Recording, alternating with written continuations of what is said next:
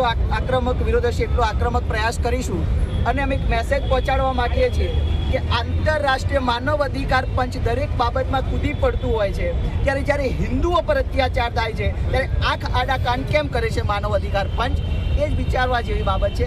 અને અમે સ્પીકલી ત્યાંની સરકારને પણ અમે જે કહેવાનું હોય અમે અહીંની સરકારને પણ કહીએ છીએ કે ત્યાં એવો મેસેજ પહોંચાડો કે અહીંયા હિન્દુ આક્રોશિત છે।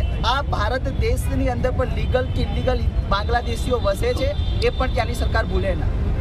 તો આક્રમક વિરોધ હશે એટલો આક્રમક પ્રયાસ કરીશું અને અમે એક મેસેજ પહોંચાડવા માંગીએ છીએ કે આંતરરાષ્ટ્રીય માનવ અધિકાર પંચ દરેક બાબતમાં કૂદી પડતું હોય છે ત્યારે જ્યારે હિન્દુઓ પર અત્યાચાર થાય છે ત્યારે આંખ આડા કાન કેમ કરે છે માનવ અધિકાર પંચ, એ જ વિચારવા જેવી બાબત છે।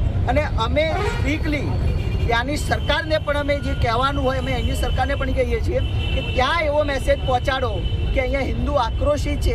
આ ભારત દેશની અંદર પણ લીગલ કે ઇલીગલ બાંગ્લાદેશીઓ વસે છે, એ પણ ત્યાંની સરકાર ભૂલે ના।